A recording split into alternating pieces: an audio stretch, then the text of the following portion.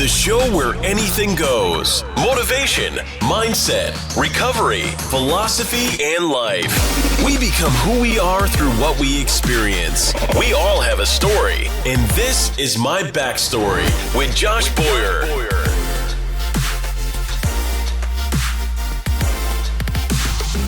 And we're good. We're not live, but we're recording live.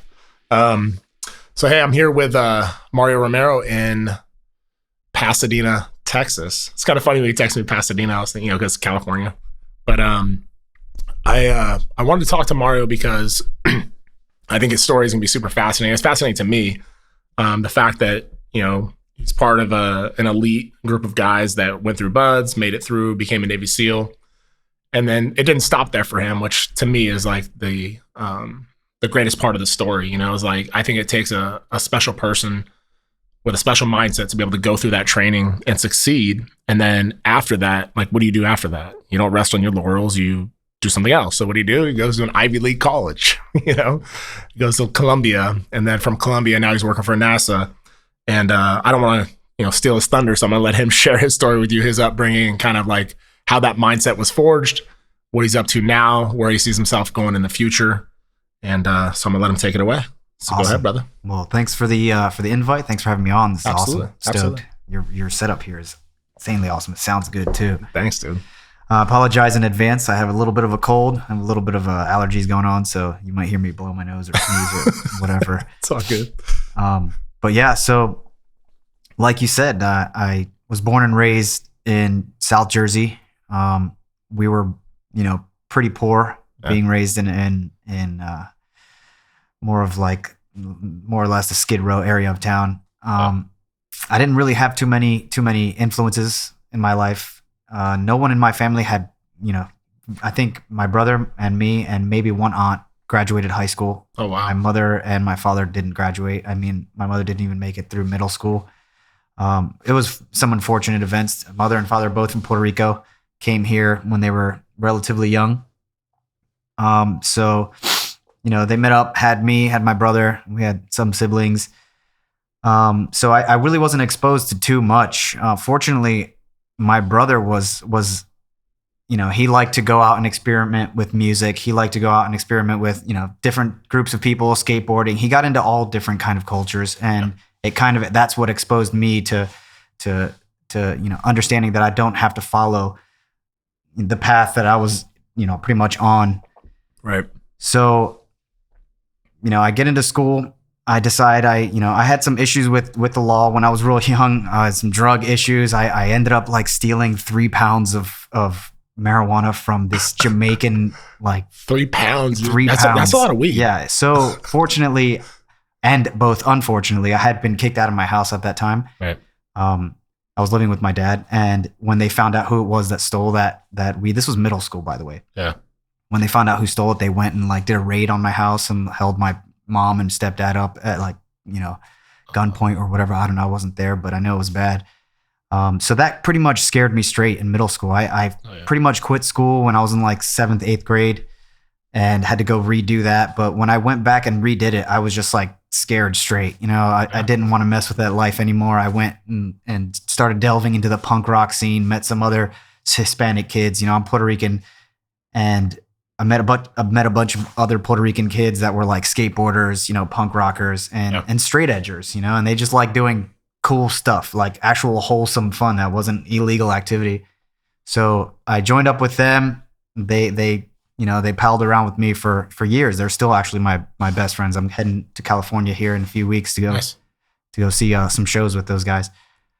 But so in high school, I knew I wanted to I knew there was always something more. I wanted to test the bounds, and I wanted to do it in high school. Being such a young mindset, physicality is all I understood.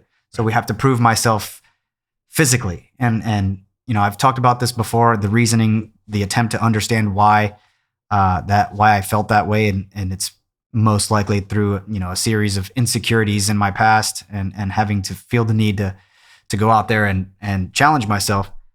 So with physicality, I generally just looked at what was the most difficult thing I could do physically. And having been inspired by Predator, Arnold Schwarzenegger, it was like the only VHS tape I had in the 80s and early 90s at my house. I would rewatch that. Right. And I thought it was cool. Every kid, just about every boy is like, that has that aggressive, inherent aggressive innateness about them. Yep. So I decided that was what I wanted to get after. And so in preparation, I joined the track team, the cross country team, the swim teams. That was my life. All knowing that you were going to go to the SEALs? Yeah. So this is how I wanted to make it as least surprising as possible when I got to Buds. So I wanted to cover all my bases. I read all the literature on Buds and watched any documentary that there was at the time. And so I really wanted to limit those surprises. And like, there were silly things that I did, things that I look back now. And I remember thinking things like the bottoms of my feet are too soft. I need to go walk on rocks. And so silly. It's just so stupid. But I felt like I needed to harden myself in every aspect, taking like freezing cold showers, which didn't last long. Right. Because I hate the cold. Have you heard of Wim Hof? Wim Hof? Yeah. Have you heard of that guy? Is that the guy that like can't feel temperature that goes and does? Yeah, he goes crazy? he submerges himself in ice and shit for like hours. Yeah, his core temperature goes up through meditation and shit. That's ridiculous. So I did his seminar. I went. Did you? Yeah, and it was. I've had 6 back surgeries, so like I have like rods and screws and shit in my back, right? So I go through these cycles where I'm like, I'm gonna do some shit, where I want to like test myself like mentally and like kind of like harden myself, if you will. And so I'm like, all right, I'm going to start taking cold showers again. So it's like right when I get up in the morning, it's the first thing I do. I just, bam, turn on the cold shower and get in because it's going to suck. And that's why I do it. But every single time, dude, within a couple of weeks, like my back is knotted the fuck up. Dude. Yeah. My wife's like, why do you keep doing this, dude? Like I get these knots like all down my back. I'm like, all right, I'm done. Yeah. Take a break. Yeah, for sure. Anyway, I'm sorry for interrupting. Go ahead. No worries. So, in high school, I after having read all about, Buds and Navy SEALs and everything, I knew that was the avenue that I wanted to press down. I wanted to see what I was made out of. Yeah. 9/11 certainly helped. Being young, I was heavily inspired by reading a lot about, Nazism and how such atrocities can happen to humans. And I also wanted to be a part of that. I wanted to use my physicality for the greater good. If there was, a way in which it could be used, then I was going to do it. So after graduating high school, I was fortunate enough to get a scholarship for running cross country and track. So I went to college for about 1.5 years. Unfortunately, I had an injury that kind of prevented me from going on. Yeah. But that was actually kind of a blessing because I just healed up for a few months and just worked out, and then left for Buds or left for Navy boot camp. I enlisted in 2003. I showed up to Buds in 2004. And I was fortunate enough to make it through the first time. Oh, did you first really? time, yeah. Oh, wow. So I joined the Navy. I went to boot camp. I went to A school because back then it's not like today where SEALs have their own rate. You had to have like an actual Navy job. Just in case like you don't make it through or what? Yeah. I presume that was what it, I just think the SEAL community was so small in the Navy that they didn't merit their own rate apparently, I guess. What was your, what'd you do? What was your A school? So I did AG. I was an aerographer's mate. So I did weather, meteorology. Yeah. As geeky as it sounds, I actually really enjoy it. And now look at you, dude. Yeah. Science has always been one of my things, but growing up, which I'll get into, I've been super scared of science. Who isn't afraid of math and science and physics? That stuff is terrifying, especially when you don't have any positive influences in your life to guide you or steer you into the understanding that it's really not that hard. It's just patience and practice. Right. So yeah, I went through A school, then I checked into Buds and classed up with class 253. I'm sure you probably know a bunch of the guys that were in 253 with me that are public and they're out now. Brandon Cruz Dudu was in 253. Yep. Ryan Bates was in 253 with me. I'm not sure who else is out, but there's a couple of big names out there that like your class and like 215 are like the two classes that like have like a bunch of dudes out there that are doing some shit. Oh yeah, 215 is pretty popular. Yeah, for sure. Yeah. Yeah. So went through Buds, went through SQT, also the first time through. Checked into SEAL Team 1 in 2005, and then from there started my workups. I was fortunate enough to do 3 deployments and then 2 years as an instructor, where I was a land warfare instructor, where I also intermittently taught some JTAC, some calling in bombs from assets overhead, Right. and some sniper stuff too, because I was a sniper as well. Nice. And yeah, that was it for me. There's a few reasons why. One of the most common questions I get is, why did I get out? Right. And that's like kind of a loaded question, because there's a lot of reasons. The SEAL teams, there's really high points and there's really low points. And if it was everything I would have expected it to be, I'd still be in, and so would a bunch of the other guys. Right. The reality is, it's not. It wasn't like that for me in my experience. So it was enough to drive me out. I was disheartened with wanting to go. I was promised a fourth deployment, and that turned out to be a lie by a master chief. So Right. One of my buddies said it best, that there was no one really above 20 or 25 years that we really wanted to emulate. That we really like wanted to become like. They just seemed a little bitter. They seemed angry, and I get it. I totally understand that mentality after existing in that community for that many years, where your focus is on terrorism and fighting bad guys and killing bad guys and seeing the atrocities that these guys commit every day and wanting to go get after that. That's going to wear down over time on your sense of wonder, on your sense of curiosity and your happiness in a way. Totally. In the same way that like working, like child sex rings in the FBI or police department, I can't imagine how tough those guys are, because they have to deal with seeing that and then flip a switch and go home and behave as if find a way to have or manage a family life, and without being jaded. And it's like, dude, fuck, bro, I'd be salty as fuck if that's what I was working with every day. So when you exist in an environment or a lifestyle in which your focus is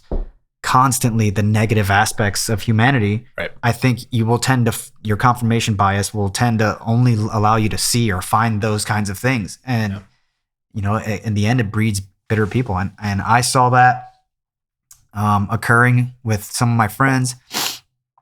And I didn't think that was for me. I was still curious about the world. I knew one of the things that having made it through SEAL training allowed me to do was it really helped me understand that I was capable of more, and in every avenue, in every aspect. It wasn't just physicality. Right. So, having done thought experiments, which I do on the daily, on me on my deathbed, wondering, did I do everything that I wanted to do? Did I at least attempt all those difficult things in life? Because, what do guys like us do? We like doing those difficult things. Who wants to get up and take a cold shower?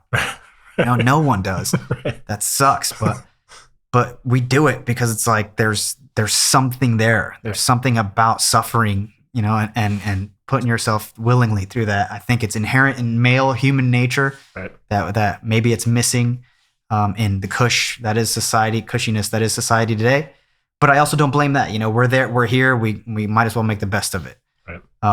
But for me, I realized that the physical part, I excelled. I was amongst some of the greatest people I've ever worked with. Right. And I was ready for something else. So what's next? Next is, there's physical, mental, spiritual, whatever else. I want to experiment all these avenues. Yep. So for me, I was like, well, what are those things that are difficult? What are those things that I'm terrified of?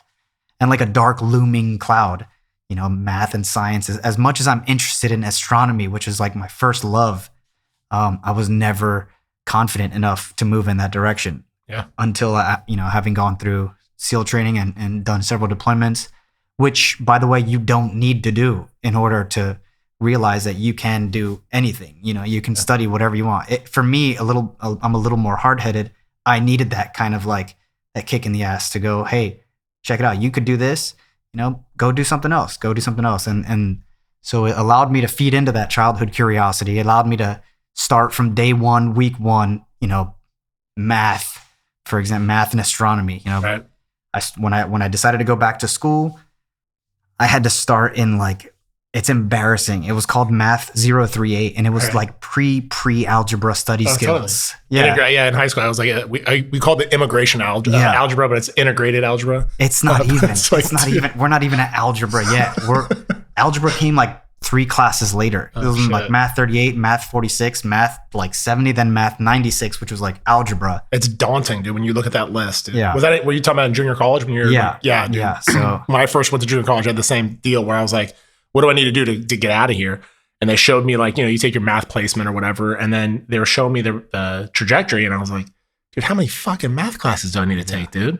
And yeah, it's daunting, man, when you look at it. Scary, Yeah, super scary. for So sure. I was all in, I did everything I could, when I was similar to the methodology that I used to get into, shape for buds and SEAL training, which for me was, I was like a straight edger. I eliminated all those things in my life that were a hindrance or a distraction. Yeah. So I kind of got rid of all those bad friends. I got rid of, any kind of drinking or any unnecessary socializing. I was laser focused on training for buds. So I chipped away, like I like to describe that like, if you think about it like a 3-dimensional cube, Yep. and if you want to push this 3-dimensional cube over to, a goal post, probably the most efficient way to do that is to begin chipping the sides so there's less friction, so that you turn that into a sphere, into a ball, and you can roll it. Right. And for me, all those distractions were part of those things I was chipping off. I was sanding, I was like chiseling, I was getting rid of all those unnecessary distractions. And that's what allowed me to perform first time through in buds. And that's exactly what I did. Those are the exact skills that I utilized for training for school. Right. So I completely went sober for like, years. I also, if I'm going to be honest, I also got arrested for battery. I ended up like punching some kid for harassing me. I wasn't even angry. I didn't even hit him hard, but I hit him just right enough to split his mouth open. Yep. And he waited outside with the police. And when I went outside, they booked me right there in the car. And it was like another moment in life. I was like, okay, this is ridiculous. I can't keep doing this. So fortunately, all these stars lined up for me where I was like, I need to change the way my trajectory, because it's not going well after I got out of the teams. And so when it came to studying, when I started going to school, I ended up like, I wanted to surround myself with math. So I bought like a giant TV, and I bought, Algebra 1 and pre-algebra DVDs from the great courses and like astronomy. And I put my kitchen table in front of the TV, and I sat there and I just wrote and I studied, and I acted as if I was a student in that class as they were teaching me. Yeah. That's what I would do with my spare time. Fuck yeah. And I had a lot of spare time. Yeah. So I showed up to school pretty prepared in a way that when my professors weren't in class and we had like substitutes, I remember instead of the substitutes teaching, it was me. They would just call me up. The other students who were friends of mine would just be like, can you just show us this? And Yeah. I'd go up there and show them. But I did things to prepare. Like, I bought a glass desk where I pasted white poster board underneath and used dry erase marker. I put dry erase markers all over every window. I put whiteboards all over my walls. I put dry erase markers on my mirrors all over the house. So that It's like Goodwill Hunting type shit. yeah, so it's Goodwill Hunting, except like the idiot version, because I was drawing like prime factorization trees, things you would learn in like elementary school, like Right. what the prime numbers that multiply to get whatever number you're trying to figure out, or you're trying to break down. Right. But I was like, I had to do this. So every day I'd wake up and I'd brush my teeth and I'd see like the quadratic formula, and I'm like, okay, it's there. It's working its way in my mind. It's kind of like sinking in. Yep. And I had that all over my apartment. I became a hermit. It was weird. One of the real bad things about it was that I completely neglected my fitness for 2 years. I stopped working out. It's crazy. Right. Like I got so involved. I said, this isn't going to help me, which is dangerous. It's like, it was actually, it's dumb, but it got me to where I needed to go. Right. So then I applied to a few schools after, 2.5 years at Columbia, at Mesa, and I got into Columbia. Yale and Harvard had me on standby for another year. Yeah. I didn't want to wait another year. I was ready to go. New York City sounded pretty attractive to me. So went to Columbia and decided that my major was going to be pure math, theoretic math theory, number theory. And With what in mind? Like, you were going to major in math, but like, what did you want to do with it? so I had a concentration in like astronomy and astrophysics, and that was always my first love. It always has been. Astronomy has always been just it for me. Yeah. I think when we think in terms of scopes and scales of the size and the vastness of the universe, which is impossible for a human brain to do, but when you try, you tend to see humanity a little bit different. It's what the astronauts say when they look out the cupola in the International Space Station, when they see Earth, what Carl Sagan said about the pale blue dot. And I wanted to, I felt that. So for me to study math was just pure interest. I actually didn't have a serious goal in mind. Being an astronaut wasn't a goal of mine. Right. Not early on. It was like a fantasy. It's like every kid's fantasy to be an astronaut. Right. And so as I was going to school, I met up with like a bunch of other veterans who, when you first start school after being in the military, you don't want anything to do with other vets. Like you're not into like the whole hoorah, hoo-yah, just leave me alone. Let me be a student, And while there are veterans in schools that are like that are they can't let go of their past. I just happened to meld with a group that were so forward thinking and forward looking. Yep. And they were like, yeah, it's great that you have all that background. But what we're doing is applying that in that forward catapult motion, Right. So I lucked out. They really inspired me, and they actually suggested, hey, you really like astronomy, you really like this stuff. Why not go work for NASA? Why not study a harder subject rather than astronomy?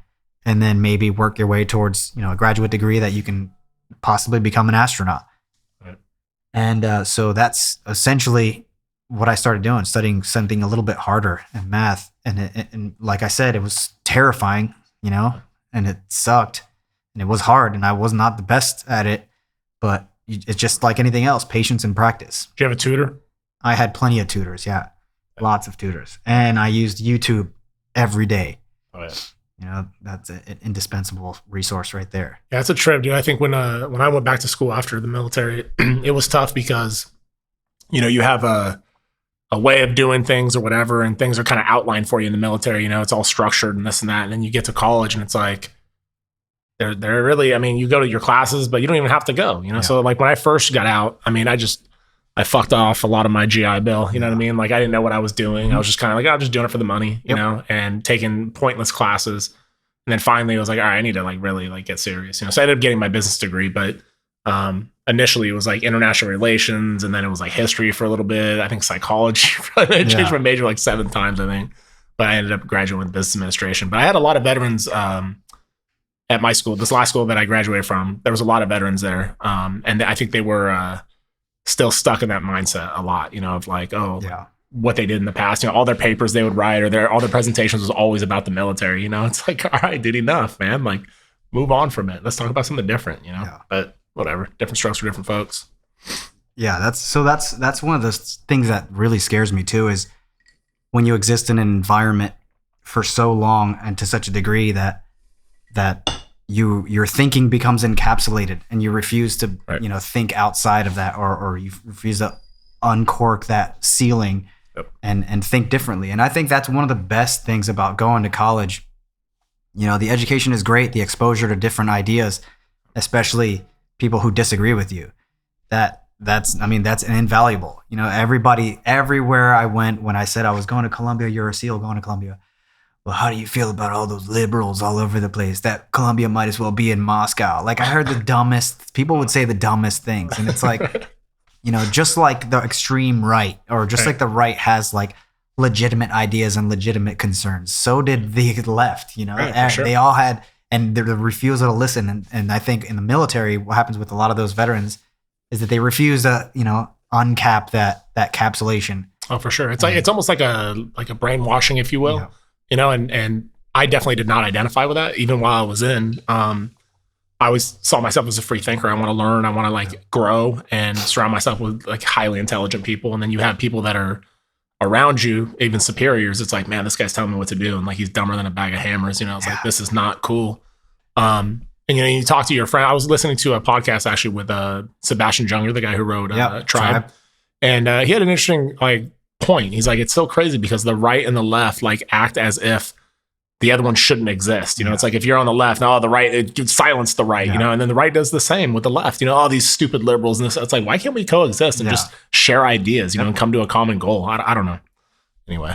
Yeah, it's that refusal, and I think Right. that unfortunately, a lot of veterans in schools, in my experience, fell victim to that, Right. and you almost believe that exactly your way of thinking is right, and these people have no idea. But the thing is, I sat next to like these 18-year-old kids who were like math and physics whizzes, Right. and I would look at them in awe, like, "Well, you're like a genius," and then they would like look right back at me like, "You've lived life, like you've been outside of." You've had a life. How is that? So we're both like looking at each other like, this is weird, but it's cool. It's super cool. Was it weird for you as far as like interacting with the students? I mean, I felt like it was a little strange for me just because I was married with kids and like you're around a bunch of college age. For me, it wasn't. So one of the things that I did is I delved right into the student life. I went into like student government.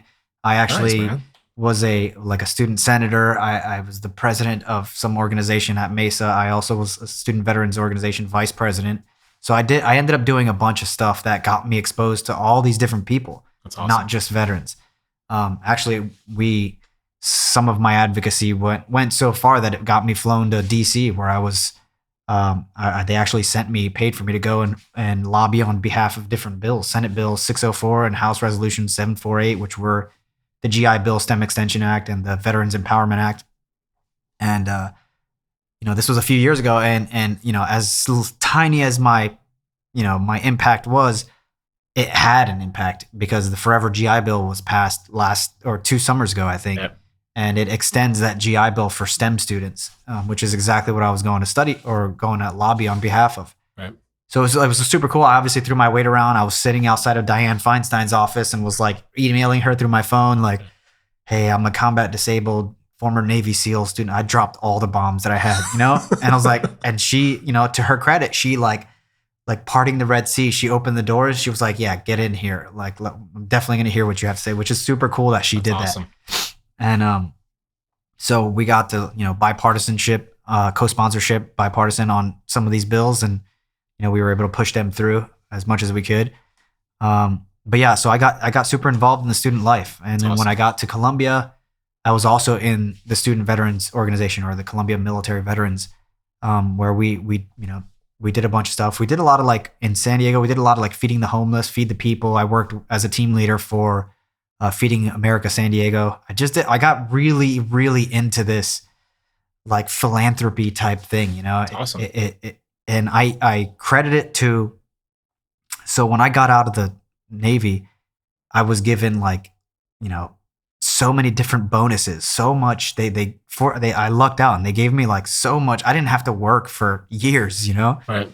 And not that I, was just going to blow the money or anything. Right. But what comes with that kind of financial freedom is a very scary thing. And it's a freedom of thought, that burdensomeness of paying bills and buying, that stuff didn't exist for me. So that was off my shoulders. But what it did bring on was now a reality of an almost unfair world where I could no longer go out with my team guy buddies and, party at the club and then see a cleaning lady walk by and clean up. And I would just be struck.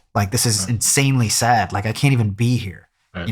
Why do I get to do this? And why can't she, this lady who's 55 or 60 or some maids walking down the street, 60-year-olds. I'm so I was gripped, with empathy. Yeah. So, and empathy is, the thing I learned about empathy versus compassion is empathy has no upper bound. Empathy, for me at least, I feel like it can cripple you into stagnation because you start seeing all these injustices everywhere and you don't know where to move. You don't know. Analysis paralysis. You're just you don't know what to do. Exactly. So many problems. You're shit, where do I start? How do I start solving things? Right. So when I went to school, that's what I was like, okay, I just need to jump into something else. So I was which is why I ended up giving up fitness because I had no time for it. All my hours went to doing some homeless stuff, doing whatever it was that I was engaged in to fill that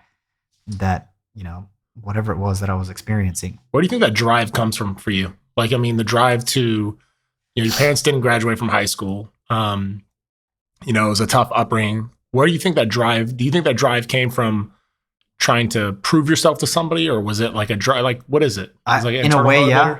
In a way, it definitely involves proving myself to somebody. In a way, it involves proving people wrong, proving, that a single Hispanic mom with, several kids living on welfare and Section 8 housing, right, no dad in the picture around, at least not in the household, that their kids could make it, Yeah.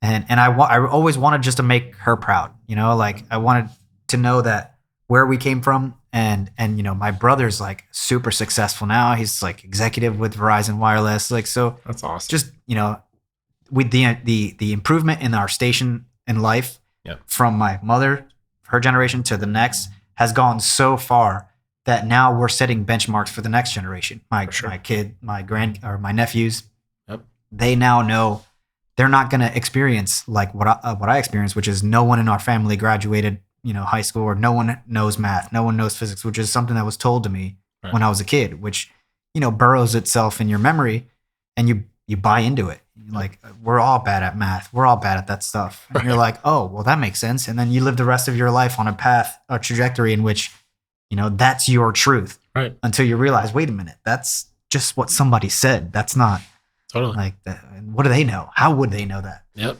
Trying to change the cycle, because it is a cycle, with families, if you see, it's generational, right? So like you have, like, if I look at my own family, it's like I have my grandmother, my mom, my father, like none of them went to college. I mean, maybe they took a couple college classes, maybe. I think my mom got her GED.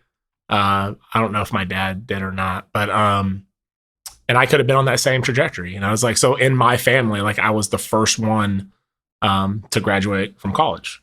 And like, I think for me, like, it was like, without even knowing it, or maybe now, like being an older, like 37-year-old dude, like I look back and I was like, oh, like all this that I was doing, this like drive to like be successful and have good jobs and go to college, I was always trying to make my dad like proud of me in some kind of weird, twisted way. Like he wasn't around, but it's like, I'll show him, what I mean? Like I'll show him what he wasn't around, but look what I could do. Yeah. It was like, it's a tacit calling. Oh, totally. To try to like shake that whistle or blow that whistle. Like, hey, look at me. Yeah, for sure. And I never really realized it, I guess, until recently. And actually, he came over to my house. I mean, I see him now like sporadically, and he came over to the house, and we were walking outside, and he like puts his arm around me. He's like, "Hey man, I'm really proud of you." And I was like, "Man, fuck you, dude." Like, it's 37 years too late. But I mean, but the message was like, all right, cool, man. At least he said it. We got that out of the way, because my whole, like, I had like a little chip on my shoulder my whole life, because like, dude, all this stuff I'm doing, like, and he was never like proud of me or whatever, it's like I did all this without any of your help, but now it's like, all right, cool. Like you said, like I have the ability to change the mold for my kids. I got 4 sons, and it's like, they will have a dramatically different life than I did. Definitely. And they'll believe in themselves. They'll believe that anything's possible, and I think that's awesome. But yeah, I wanted to ask you about that motivation. Like, that's awesome though, that you came from, like, you look at where your parents were and then where you're going, and now it's just going to be like to where like not attrition. What's the word I'm looking for? It's going to just keep going. When you have kids, like your nephews, same thing, it's not going to stop. Where do you see yourself heading? Like, what's your goal? So right now I'm working as a diver. I'm helping at flight operations at NASA for EVAs, which is extravehicular activities, which is whenever you see any of the astronauts outside of the space station in those big clunky spacesuits. Yeah. That's what we're doing. We're training in our pool right down the street here. Yeah. 6.2 million gallon pool that has a mock-up 1-to-1 ratio of the International Space Station. Yeah. And we have them do the runs. We have the new astronauts pretty much become familiar with all the tools, with all the runs, with the space station itself, with the verbiage, with how the functionality of all the equipment. So right now, that's what I'm doing, is helping them in the pool and helping them train. I'm in a safety portion of the training right now, so I'm still kind of like in this probation. It's a few months worth until I prove myself that I'm capable of handling it, the astronauts in the pool, which is crazy because the OJT, the on-the-job training, when you first get there as a safety diver, is actually safety diving. You have astronauts literally their lives in your hands, so you're learning. It's there. Yeah. You gotta get after it if something goes wrong. So my plan is to possibly start taking classes again for a graduate degree either this summer or in the fall. I would like to get a degree in either systems engineering or some aeronautic or aerospace engineering graduate program here at University of Houston. Yep. And then, slowly work my way up at NASA. I would like to. So in my sights right now, I have jobs like the flight controllers, flight directors, the test conductors. But ultimately, obviously, I want to go for that astronaut. I was going to ask you. Yeah. So that those positions aren't open until every about 4 years or so. Right. So when they open up a new class, so I have, they take astronauts until you're about there's really no age limit, but I think the cutoff in the past historically has been like in the mid 40s or the later 40s. So I have a few cycles. Right. I'm 36 now. I just turned 36 a few months ago. So I have a few cycles where I'll be applying, and one of the best advantages of working here at NASA is I get to rub my elbows with, rub shoulders with the astronauts who actually do the selection board, who are actually on the candidate selection.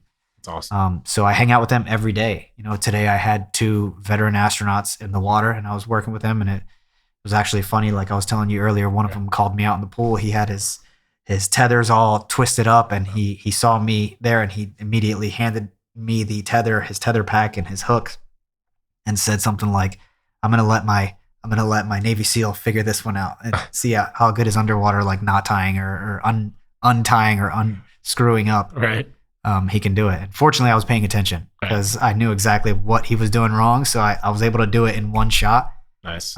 So it made me look good. So I'm pretty glad about that. Yeah, for sure, man, for sure. What's the main objective, do you think, of astronauts going to space? What are they trying to do there? What's the big push for space, if you can explain? I think it's inherent in human nature to explore. We left, evolutionarily, we left the ocean to the land. And then when we got to land, we went from land and jumped, big open waters to other lands. And then when we explored that, we started exploring the bottom of the sea. We started exploring underground. And then the next big thing is obviously, we go to space. And so for long duration, I think we need to start thinking, a species of survivability. It can't be all your eggs in one basket. I think Konstantin Tsiolkovsky once said back in 1800 that Earth is the cradle of humankind, but babies can't stay in the cradle forever. We have to move, and our best chance of survival overall is spreading out. Right. We have to get out there. And how big what's the likelihood of that, do you think, of us colonizing Mars? Because wasn't that Elon Musk's big push with SpaceX? He's doing a really good job at motivating and inspiring others to get off their asses to get to Mars. But I think the plan right now is the late 2030s, early 2040s to get astronauts to touch foot on Mars. Right. And really, why not? I mean, can you imagine living in a world where there was no space program? That to me feels hopeless. Right. That feels like we're once again encapsulated here on Earth. Yep. There's no escape hatch. Yep. But we always need that next thing. And it's in our nature. We try to be better every day than we were the day before. That's just totally, for the most part, most people that I know are of similar mindset. And I think it just calls to us. Like Sagan says, the skies call to us. We have to, it's weird being human. It's super weird. Totally but weird. We need to explore. We have a need to know. And that the beauty of space and exploration is, we cross another frontier of understanding, and that only opens up a million more doors of questions. Now we have, so many other things to solve. But I think one of the beauties that I got out of space exploration and space itself is really watching flat earthers or people who believe the moon landing was fake. I think that has its own, that's a whole other conversation, but I think there's something real beautiful to learn there. And it's that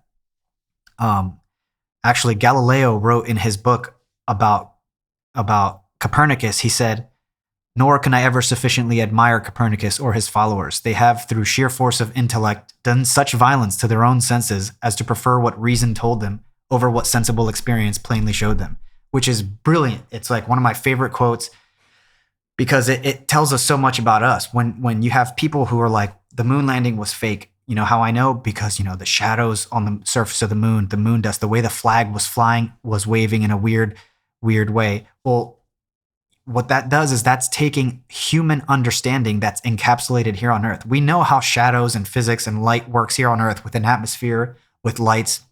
We know that. We know how wind moves flags. We see this every day. So this is our confirmation bias. So you can't even really blame these people, Right? Because they're applying to what Galileo would call like the sensible reasoning. That's what instead of reason, their sensible experience is what they're using, which is very sensible. Right. But you go to the moon and you realize there's no atmosphere. There's multiple light sources. Earth shine is about 40 times brighter than the moon's brightness on Earth. The atmosphere. What atmosphere is there on the moon to make? You just don't know. So it shatters your way of thinking, and it forces you to start thinking in bigger and better ways. You're like, oh man, my thinking about this, my logic is flawed, but that's applicable everywhere on Earth. That's applicable to all human problems. That's applicable to people I don't get along with, arguments that I hate, or arguments that I, completely, don't agree with. It forces me to try to take on that perspective. Right. And I love the movie. I keep jumping around, but I love the movie World War Z. I actually hated that movie. The book is it's totally different from the movie, but there's one really good part of World War Z, and it's called the 10th man theory. And I love this idea. And the 10th man theory, what it says is, when Brad Pitt's character asked the Israeli diplomat, how did they know to build walls to protect them from zombies? He said, well, we have this 10th man theory. And what it is, in 1976, in 1980, whatever, and all the different Israeli conflicts that occurred that were a surprise to Israel, where Israel lost property, where they lost lives, they were all in agreement with each other. Oh no, this is not going to happen. This can't happen this weekend. This is a holy weekend. They're not going to attack us, which is what happened in 76, I think. Right. And so they had all these people in agreement, and it happened, and it happened, and it happened. So what they instituted, I don't know if it's a real thing, but in the movie, what they instituted is if 9 people agree on something, this can't happen. Zombies, it's never going to happen. No. You get to 9th, then you get to the 10th. It becomes the obligation of the 10th man to take that threat seriously and to make preparations and to use logic in countering for the benefit and safety of everybody else. Right. And so what he did was he wrangled up resources, and he got, built the walls in anticipation that he was right and everybody else was wrong. And what happened? They were right. 9 people were wrong and 1 person was right. And that's brilliant, because that's where I like to stand on any topic. Right. You'll never find me 100% on any topic. If it's I don't know, what's controversial right now. Anything. That's fucking everything, dude. Everyone finds a reason to be offended nowadays. So the border wall, right. For example, let's talk about a border wall. If I'm for or against it, if I'm we don't need a border wall because, whatever, everything is fine. We can use this. If I'm 100%, I have to stop and go back 10% and say, okay, wait, I'm too pro, not needing, I'm too anti a wall. What are the actual reasons for, or what's the argumentation for why we should have a wall? And then you look at it and it forces that critical analysis. Yep. And you start seeing, okay, there's merit here. Maybe I'm not 100% towards everything, and like the famous quote says, with new information, opinions should change. Right. And so I could be won over in an argument that you have if you're pro, let's say, the wall, and somebody over here is anti-wall, and you guys come at me with, whatever. I'm yeah, you guys both have really good arguments. I think for sure right now your argument is stronger, and it's more realistic. You have facts and numbers and whatever, but then they come to me later on, and yeah, I understand how that can be bad in some situations, and in some situations you just have to take action, which it calls for. There's always that those experiences where you have to. But I find going back to astronomy, I find the human reasoning is very similar. Because these people believe wholeheartedly, these sensible experiences, and they don't take the time to think critically, how do I apply logic or reasoning to this? What do I listen? So when it comes to flat earthers or anything like that, I don't, first of all, I don't care. I get that question a lot on social media because I work at NASA and astronomy is my junk. And I get, what would your argument be against flat earthers? I just don't bother engaging. Like, why let them believe what they want, you know? Once they vocalize that, the penalty for vocalizing a scientifically illiterate opinion is that they become the subject of comedic mockery. That's the penalty they pay for vocalizing it. Yep. But for me, I don't care to get involved. I had a point I was going with that, but I don't remember. It's all good. Are you hopeful based on what you know and what you've been through so far and experienced? Are you hopeful for the future? I think I have to be. Yeah.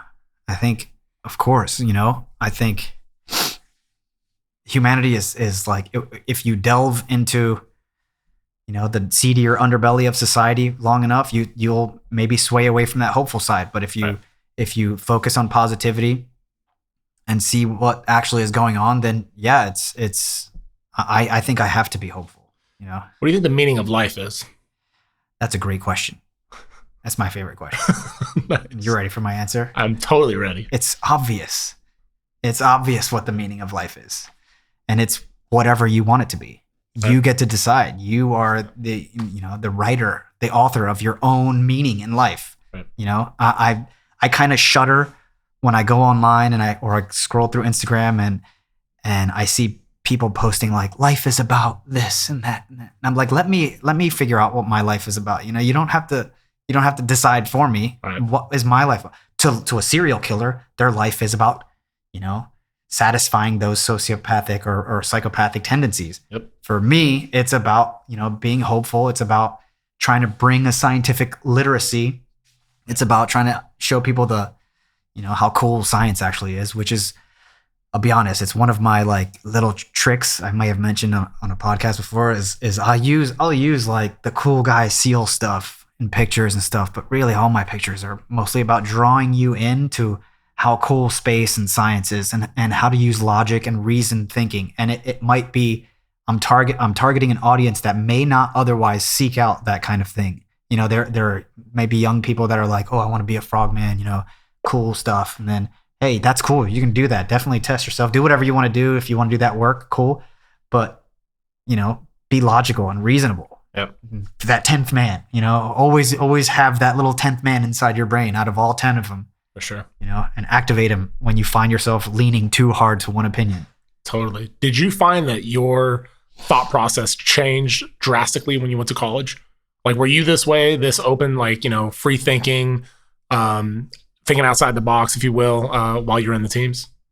For the most part, no. I was encapsulated, Yeah. I was a victim of that groupthink, and I'm not saying that everybody in the SEAL teams is like groupthink. There's obviously some really super brilliant people in the SEAL teams, but I fell right in line. I think one of the best things that you learn in BUDS from day one, week 1, hour 1, minute 1 is pass the word. Pass the word. You learn that in every all military. Pass the word. If you're in a firefight, passing the word left and right down the line, that will save lives. You communicate. You save lives. You get out of the firefight faster. You kill the enemy faster. You want that information out there. Pass the word. Pass the word. Pass the word. It's drilled in you until you're annoyed. Right. However, this ideology seeps into all. It permeates into all aspects of your thinking. And so, one of the things that happens in the teams is you tend to start just echoing other people's beliefs and ideas without injecting your own critical analysis into it. Right. So you start. You have this guy who's been in for like 10 years, who's like the LPO of the platoon, the leading petty officer of the platoon. He's got like 4 deployments and he's like this alpha, and guys want to emulate that. And so you're afraid, a lot of guys can be afraid to veer from that and think critically on subjects when, everybody, because then you become the outcast, Right. You become this just like pariah in the platoon. Yep. And it's just not cool, and you don't want to be ostracized like that because you'll get forced out. Right. People will in a community where reputation is everything, they will force, get people to talk enough bad about you, that it eventually this is not the place I want to be. Yep. I've seen it happen, unfortunately, but.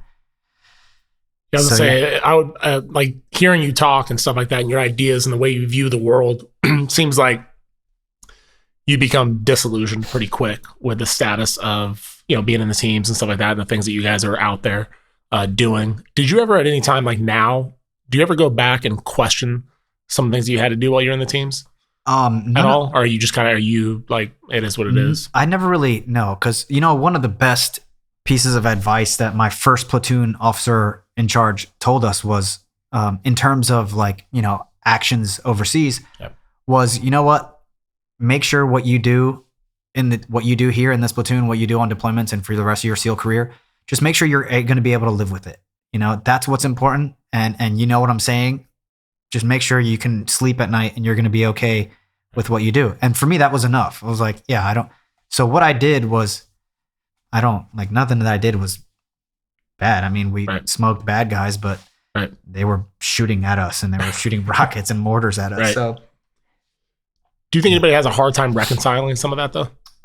They might, they might, because, you can empathize with that person and think, hey, look, this Taliban guy is like William Wallace in Braveheart, a movie that we like all love. But guess what? We're in his country. We're trying to dictate how they should live their lives, this foreign country. And so, you can get into that pretty deep, and it might lead you down some dark and winding roads. Yep. I think it'll probably fuck me up a little bit, just because I do tend to try and see different perspectives. It's like, that's actually is going to lead me in my next question. Being that you've gone through your military training, you went to Columbia, and you're on this journey of like exploration, where are you at with religion? So that's a good question. I get that question often. In fact, I answered a question a while ago on social media, and it actually got me blocked by other team guys. Oh wow! I'm not like an atheist, because I don't claim that title atheist. I used to back in the day, but I just don't think you can know. There's no way to know with certainty. Right. So I think about it like a scale from like 1 to 10, where 1, you are 100% certain, without a doubt, fully aware that a God exists. You are there. And then you have 10 that is 100%, fully aware that a God doesn't exist with absolute certainty. That, and then you have the varying range in between. Yep. I think to start a conversation, you have to get rid of both 1 and 10, because no one can be certain. Right. I think that's where I stand. So, and so then when it comes to religion, I think religion goes steps further beyond that, which we cannot know in the first place, which is religion says, yes, not only is 1 absolutely correct, I then know the very mind of this God or supreme being through a series of ancient scriptures or texts or whatever. Yep. So it doesn't jive with me. One of the things that I don't like about religion is a real important like thought of mine that I think is important, that I think about pretty often. And it's about like sidestepping permission. It's about, I think religion tends to sidestep your permission and instead hold you beholden. So if here in America, I have a carpet in my hand, and the carpet is on the ground and we all step on it, that carpet is the US Constitution. It is the warrant by which we all subscribe, and we all understand there's rules, there are laws, and then, there you have your local and state laws. Those are carpets that we all stand on top of, that we are all accountable to. We are all beholden to. I ascribe unto you the laws and rules of, Texas, Pasadena. You can't like kill me without going to prison. That's a law we both agree on. Right. That's the warrant to whatever claim that there is. Yep. I think what religion likes to do is it doesn't ask you. It takes their carpet of ideas, their subscription of principles and values. I think it throws it underneath your feet and then holds you beholden to it. It ascribes onto you all of those principles. And I'm like, hey, don't, have you ever told a lie? Are you a sinner? Well, sinning is not a product of my system of belief. Right. It's yours, so don't leave me out of that stuff. Yeah. I think if we all realize that oftentimes we cast upon others our principles and values and then hold them beholden to it, that's a failing of ourselves. That's like, I'm holding you to a standard that I don't know your life. I don't know all the prior causes in your life that have led you to become the person you are. So who am I to hold you to a a religious ideology, an ideology that is unfalsifiable. And that's where I stand with it. I think it exists on a plane I exist on a plane where I accept evidence that is of falsifiable, or claims that are falsifiable, meaning they can be proven wrong. Right. It can be proven or disproven. Yep. And unfalsifiability is where religion lies, where you can't prove or disprove. Can you prove, that a God exists outside of time and space? Can you prove that? So we don't meet eye to eye. So I never have the chance to start that conversation with another religious person, because we can never find that common ground. Right. Because their ground is always going to be this unfalsifiable realm, and mine requires, I hate to use like the Platonic and the Aristotelian philosophical schools of thought, but that's similarly what it is.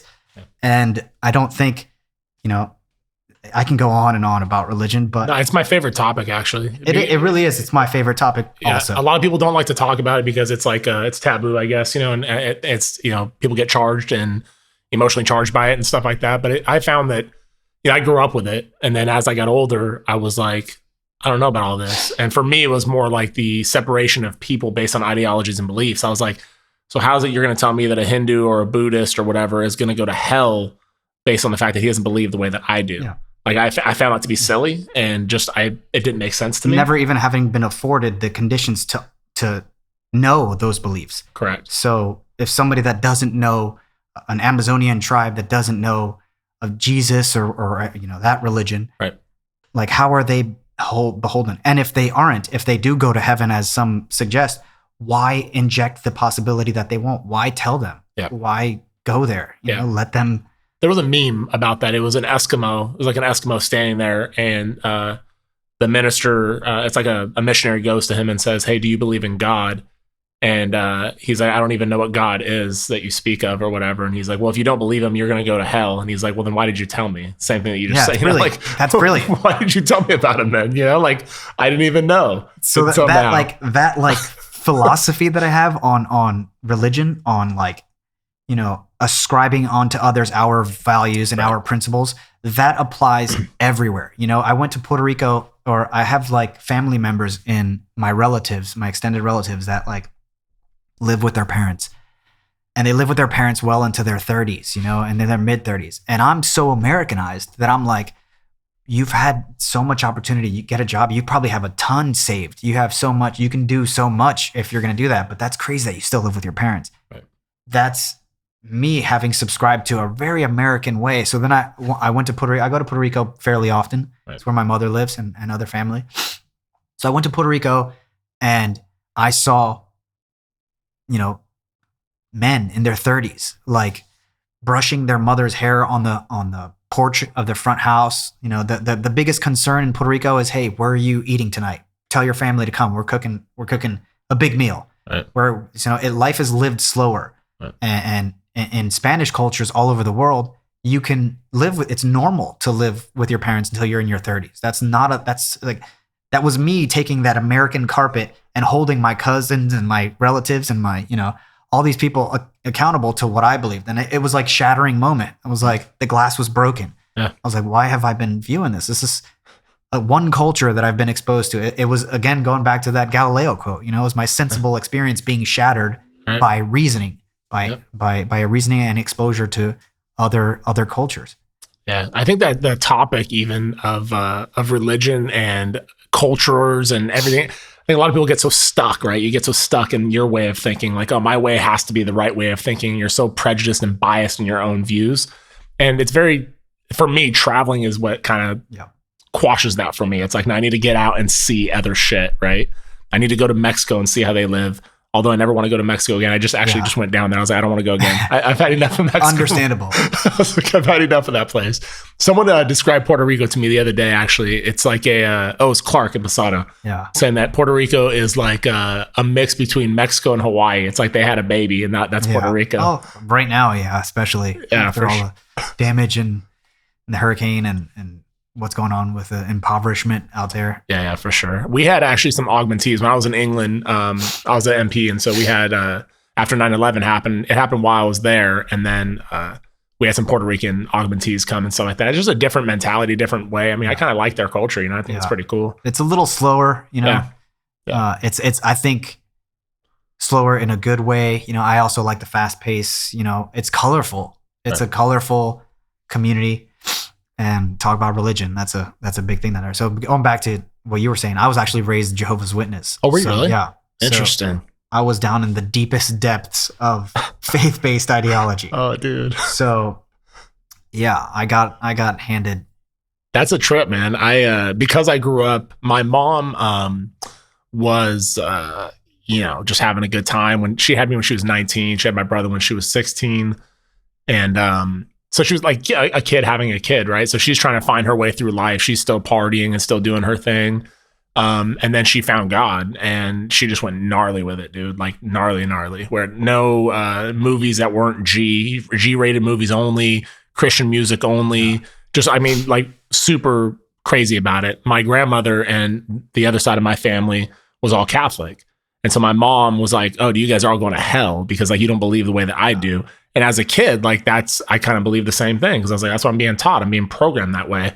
And my grandma used to call me a Bible-toting evangelist, you know, because I was just all about it. I like got into that world and was crazy with it. And I had a Jehovah's Witness bus driver in school, and I wanted to give her a gift, I think, for like Christmas or something like that. She's like, oh, we don't celebrate like birthdays or Christmas and shit. I'm like, dude, that's fucking crazy. Yeah.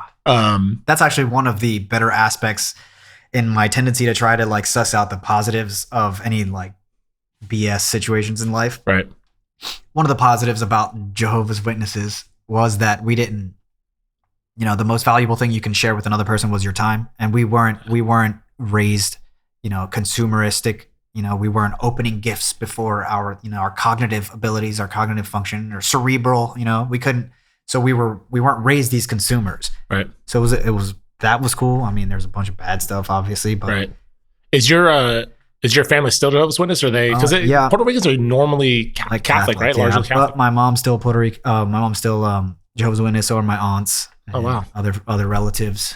But super interesting. None of the younger generation that I'm aware of. None of us. Obviously, like we worked our way out of that. Yeah, for sure. Are you familiar with Tom's River? Yep. New Jersey? Yeah, that's I was just out there a couple months ago doing a podcast.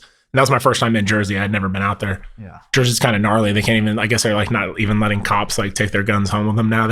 Yeah. So there's actually yesterday, there was an article that was released on the Supreme Court possibly reviewing a case of the gun case in New Jersey. Because New Jersey's like worse than Cali. Yeah. New Jersey's bad. Yeah. You can't even drive into the state with a gun. You know, you have to surrender your 30 round mags or your 15 round mags. That's absolutely insane.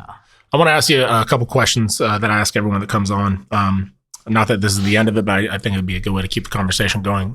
If you had one person or one book that inspired you, or both, that inspired you the most your entire life, what would that book be, and who would that person be, and why? Wow. I don't know that I could pick one.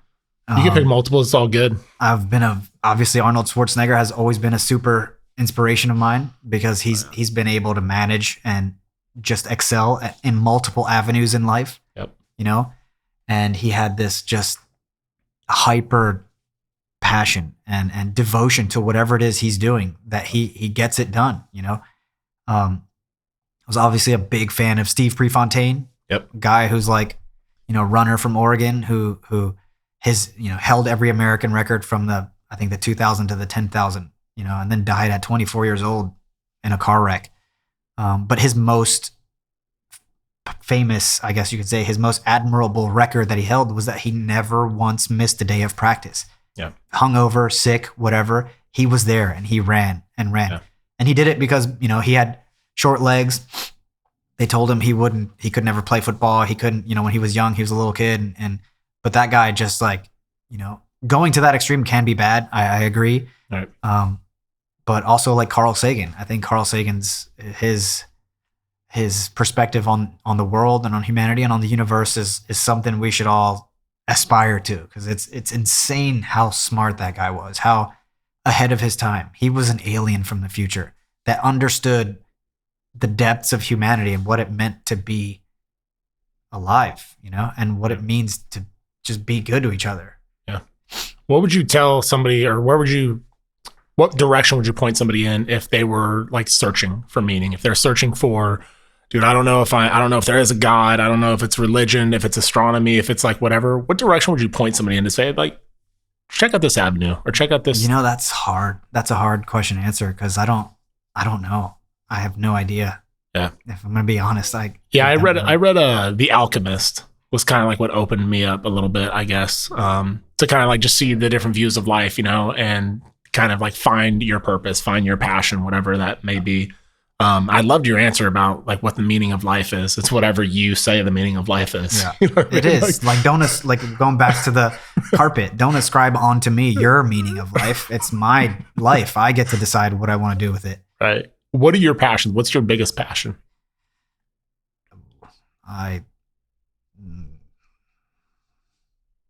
I just want to know, I want to know and learn more, and I want to be better. I don't know. I'm passionate about so much. It's a hard answer. It's a hard question to answer because passions change, Yeah. And what would be success to you? Like if someone asked you like, Mario, what's it going to mean to you if you're like, you know what? I made it. I'm successful. I'm whatever success is to you. Like, what would your definition be of that? Like, what would that look like to you? I think I'm already there. I think I'm already successful. And I don't at all mean that in financial monetary terms. Right.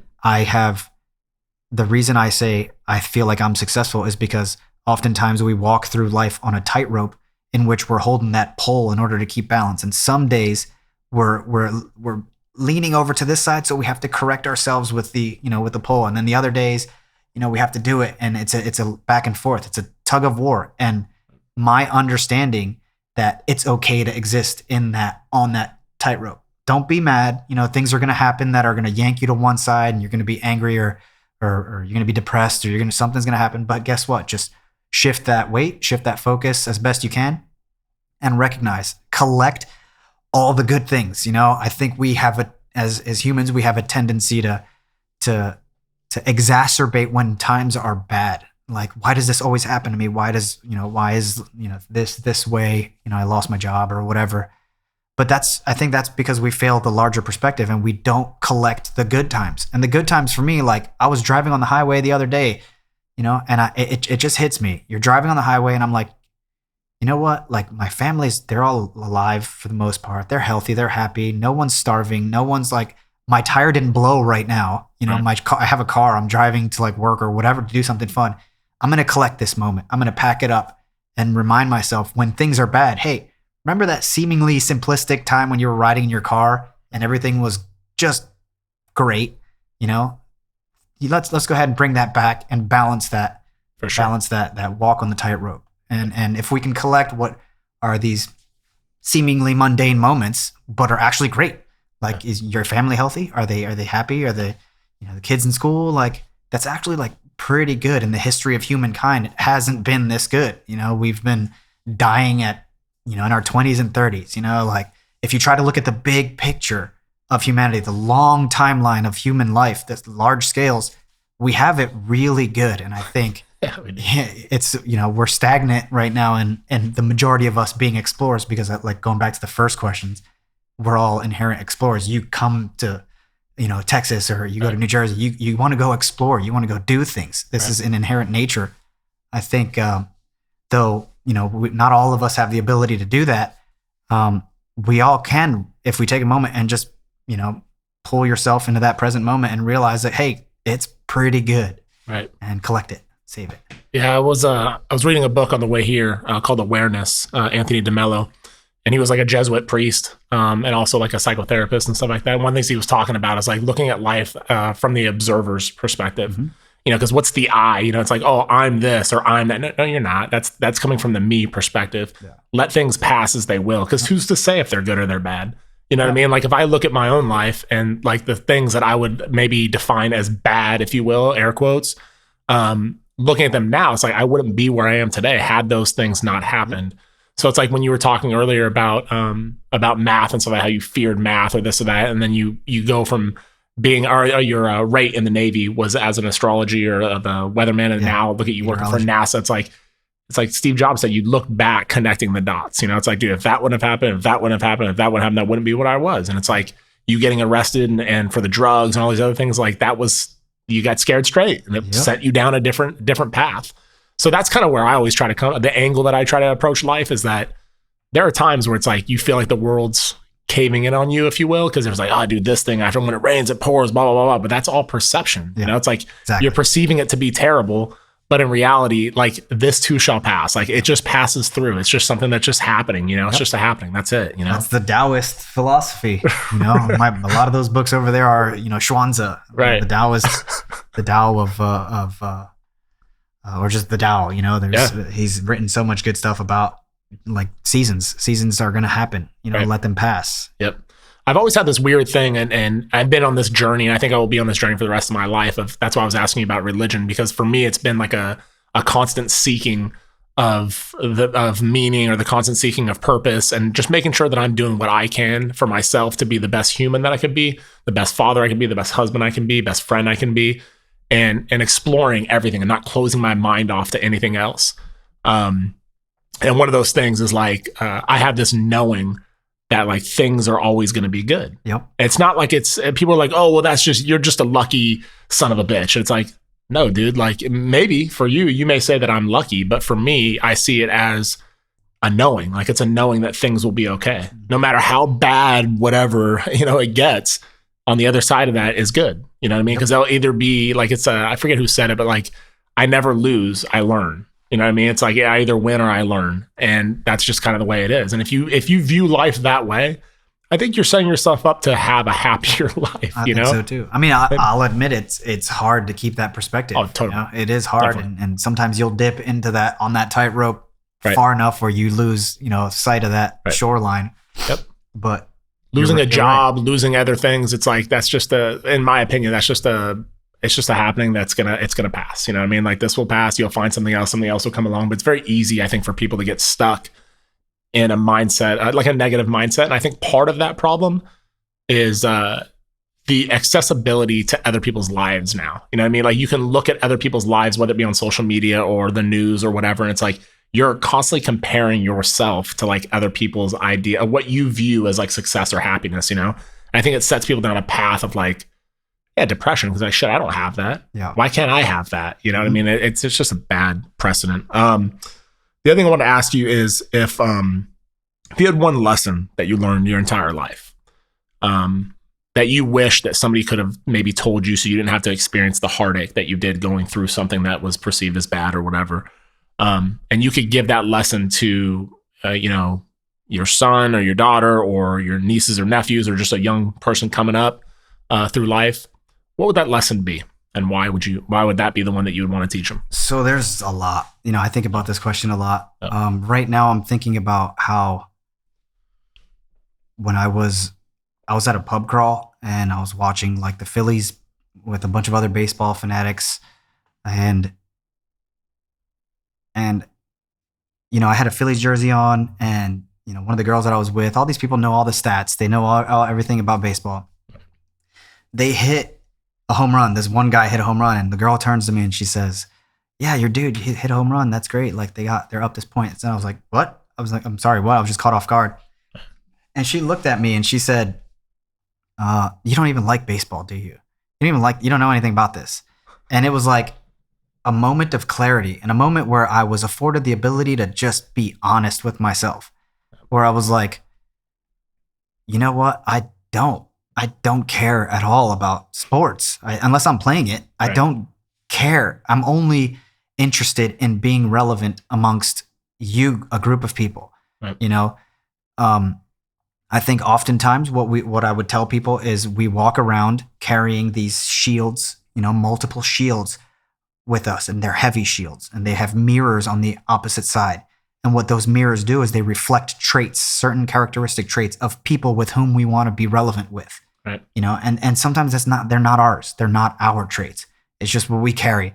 And over time, there's more and more reflections, and the burdensome gets heavier. It gets heavier, you know. And then over time, you're so focused on carrying these mirrored shields that there's no more energy or room for you to be yourself.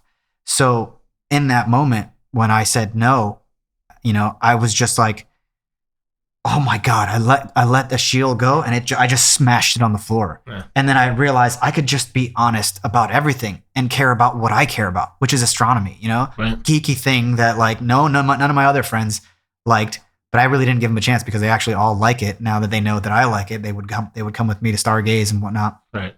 But it's really try to be aware of what shields and what burdensome weight you're carrying that isn't actually you. Be more you by letting go of those, that necessary need to maintain relevancy amongst people with, maybe you might not even like those people.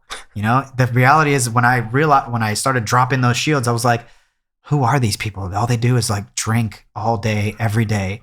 They don't bring any value. Right. I'm like, oh my God. So when I was talking about chipping the edges off, yep.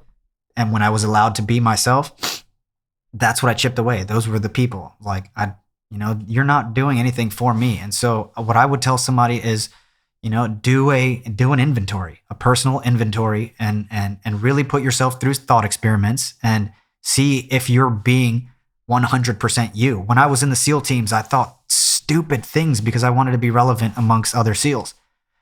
Gay marriage is evil. It's wrong. I'm not even religious at all. And that I just towed that line because, everybody else did. Right. Most people did. Right. And so when I got out of the teams and I had that experience, I sat down on a metaphorical table and I like John Locke, the philosopher, like tabula rasa, clean slate. I wiped all my beliefs and understandings off the table. And then I put them one by one back on the table. And I said, okay, gay marriage. Do I really think that's bad? And through a process of deductive or inductive reasoning, prove to myself that that's my own belief.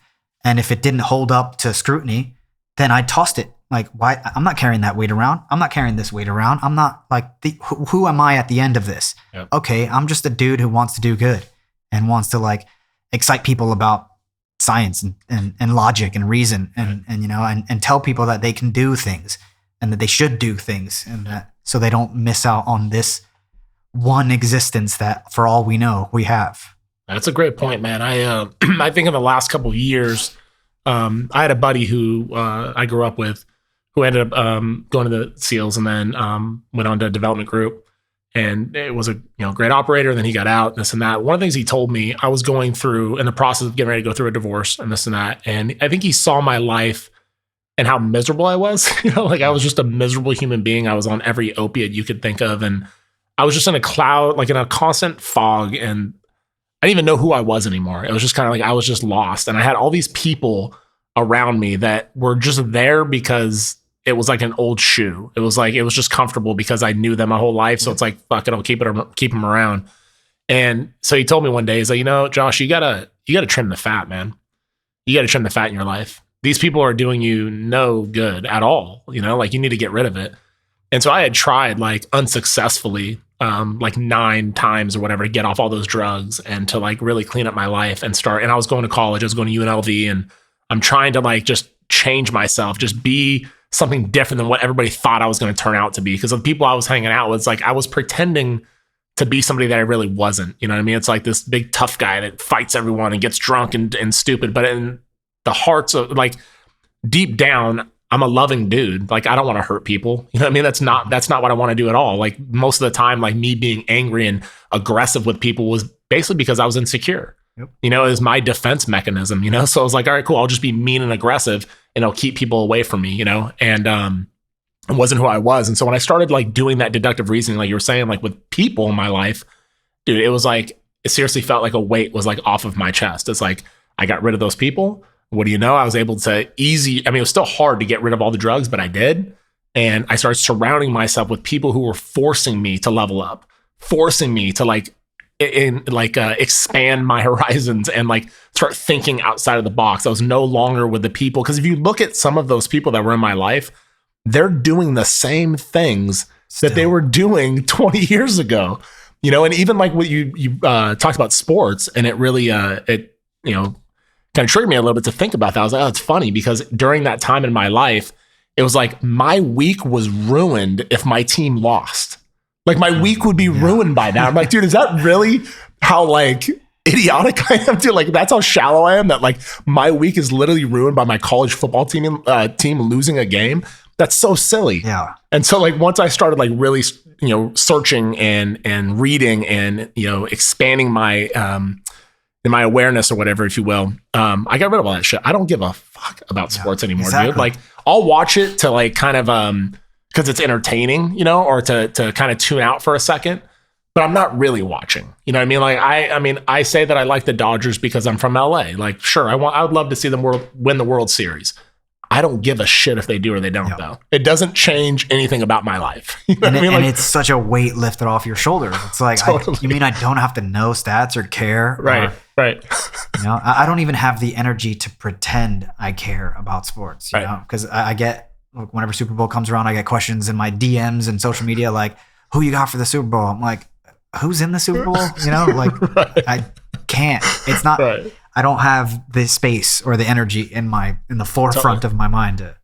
I think it's almost there to like dumb people down. I mean, it is a source of entertainment, and I'm not taking away from that. I think that there is a place for it, but I think for guys like you and I, like, it's like it was kind of weird. Like, I started seeing friends like fall off because I wasn't part of that like simple-minded like, oh, you don't care about this baseball. No, dude. I didn't own a TV until just recently. You know what I mean? Like, I had a TV maybe for a couple years, and then got rid of it. And then my wife was like, yeah, she doesn't like TV either. So we're like, oh, cool, we won't have a TV. And then my dad gave me a used TV for whatever reason. And even now, it's like I'll pick a show or a documentary that I want to watch. I don't have cable or anything like that. Yep. Like, it's like if there's a UFC fight that I want to watch, like, okay, cool, I'll turn that on and I'll watch that. But that's the extent of it. So you're just investing in you. Yeah, totally. And I'm actually I posted something about it the other day. Like, I'm considering going back to a flip phone, and a lot of people are like, dude, why do you want to do that? I was like, dude, because this is like a drug.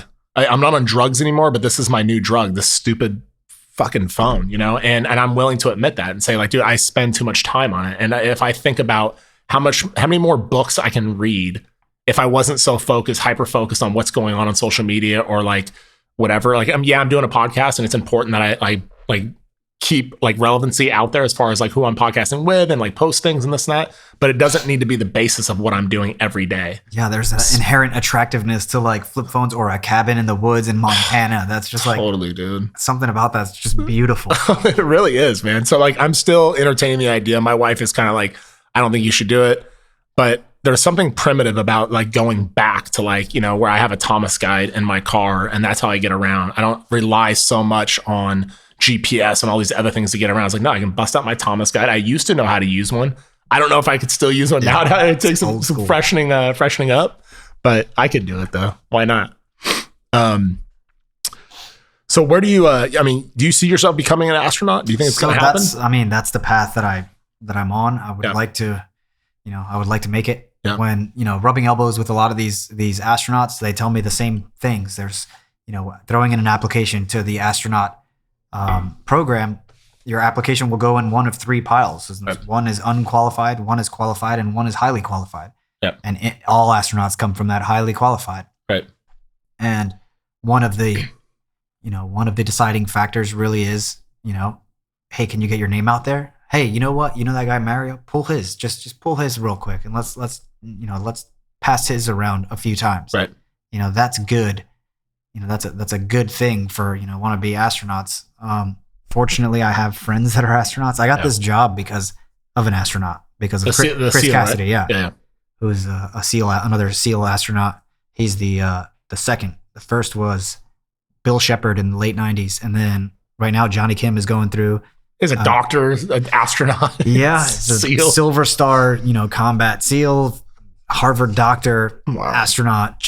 And the dude is like overachiever, super humble too. He's just like he's a good dude. Is he out here? Yeah, he's here. He works here. So him and I have gone like shooting in the early mornings. He doesn't do social media. I've asked him. I tell him he's still in that like very much team guy mentality, which is good on him.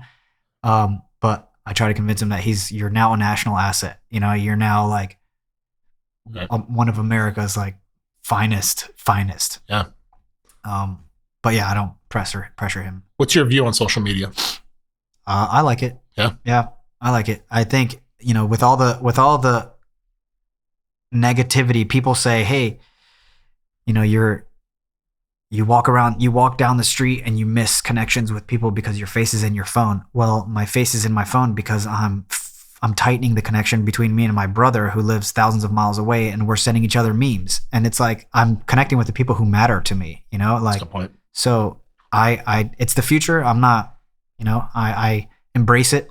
Yep. I think a lot of good comes out of it. Obviously a lot of bad comes out of it if you don't know how to manage it. If you get consumed by the need to, you know, be this perfect person, which, you know, we all to a degree do. We you know, put up this facade on social media, and it's not all there. And everybody knows this. You know, everybody's aware of this. But I like it.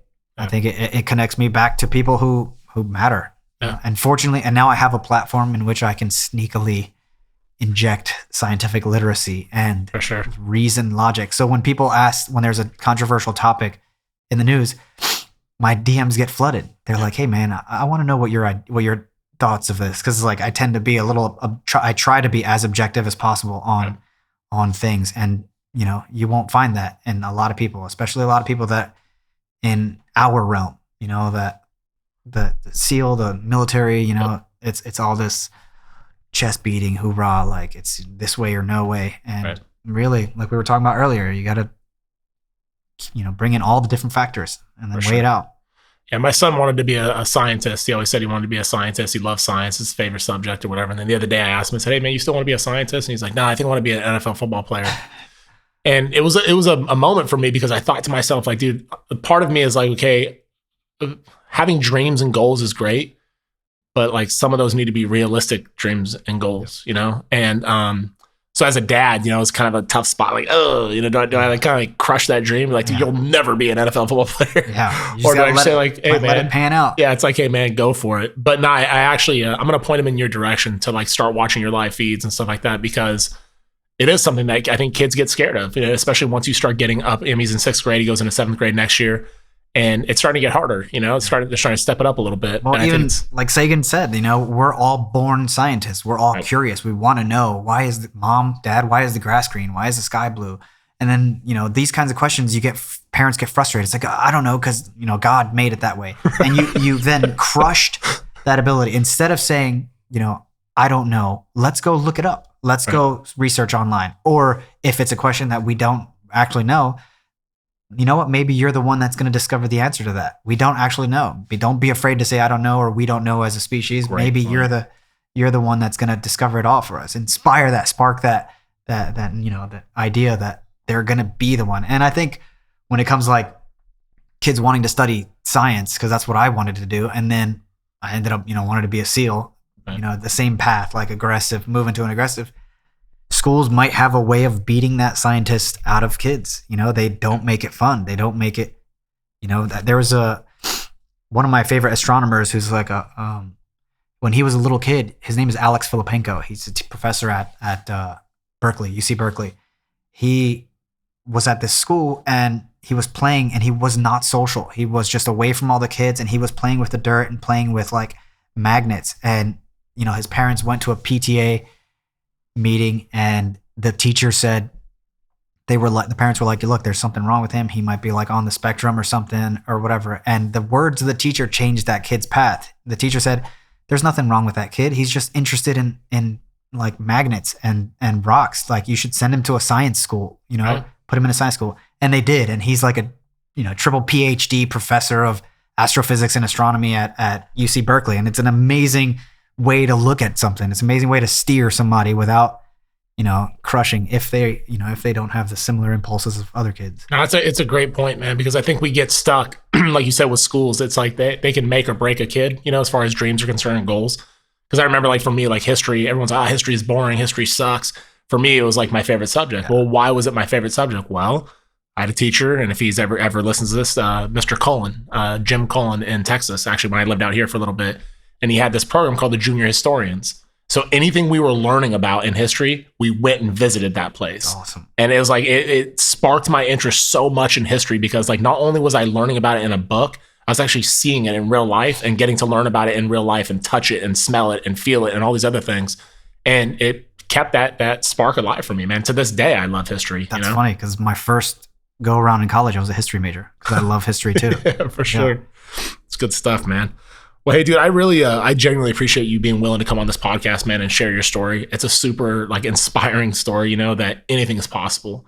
Yep. Like your beginnings doesn't define what your end is going to be for sure, for certain. I mean, look at you, and you're killing it. And I can't wait to see like what's in store for you. Like if you're going to be that guy that's like, man, Josh did a podcast with Mario back in the day, and now look at this guy, he's up on the moon, just chilling. I wish. If there's an opportunity, if you like say like being an astronaut is in the distant future, but they have an opportunity to go up to space, which they've been talking about with Richard Branson, so would you go if you had the means to go? I would. I wouldn't turn it down. Yeah. I mean, I think I would like to go the hard way, which is learning to be an astronaut, become an astronaut, and then go rather than just buy a seat. Right. But you know what? I'm not going to hate if these kinds of things. Endeavors bring space and science and exploration to the forefront of society who maybe aren't scientists. Good. Let them. Let more people go to the Kármán line, which is like the 300,000 foot line above the Earth atmosphere that delineates space. You can call yourself an astronaut. Right. So it's you move into low Earth orbit and then you come back down, astronaut in your title. For sure, man. What's the legacy that you want to leave? How do you want to be remembered? I would just like. That's a good question. It's kind of hard. I would just like to leave the legacy that people can do it. You can just go after those things. Yeah. This is you. Like we said in the beginning, you are the custodians of your own life. You are the custodian of your own life's meaning, which is one of my favorite quotes. I love it. You get to decide and live it and be truth. I'm not this yogi. It's like be true to yourself. That sounds really weird right now. To that own self, be true. Yeah, but drop those shields. Like a person who managed to verbalize in a way something that people might struggle with. I don't know. There's just so much I want. I just want people to be inspired and people to have hope at the end of the day. It's about hope. For sure, man. Well, thank you again for coming on. What's the best way for people to connect with you? So, I mean, my Instagram is probably. I have two Instagrams. I have Mario Romero 186 or right there at Instagram, or at Mario Romero 186. Yep. And 186 is not my Bud's class number. Everybody's like, you're a phony because 186 went through in like the 80s. And 186 is like the speed of light, 186,282.4. Gotta love the haters. Huh? Yeah, so people are like out there like, dude, you went through 186, you're a child. No. But usually on Instagram. And then I have another Instagram that's at Astronomic Wonders. And it's really just astrophotography. It's I take images from NASA or other astrophotographers. And I lately I've been putting up, quotes, like my favorite quotes, different philosophers. But, back in the day, I used to put the amplifying information on whatever it was, that cosmic structure that I put up. Like if it was the Horse Nebula. Right. I would talk about how many light years it's away, what it consists of, what, on the spectrum, what it's comprised of. But that one is like detached from me. Like no one really knows that that's me because there's no real indication that that's my account. That's awesome. In fact, that account has like 92,000 followers. Is it really? That has more than my personal one. Super cool. I'm gonna check it out. I didn't even know about it. Yeah, It's all right. I've had it for years. It's actually on the bio. There's a link on the bio of my personal one, which is at Mario Romero 186. Sweet, dude. Well, thanks again, brother. And if there's anything that I could ever do to help you in any way, shape, or form, man, by all means, reach out to me, man. I'm super glad we made this connection. And I'm looking forward to seeing what's in the future for you, man. Cool. Likewise, brother. Thanks for having me on. Talk soon. Thank you for listening to My Backstory. Stay motivated and stay connected off the show. Follow at my_backstory_ to be a part of the journey to recovery and to see where your story goes. Or visit us online at hereismybackstory.com.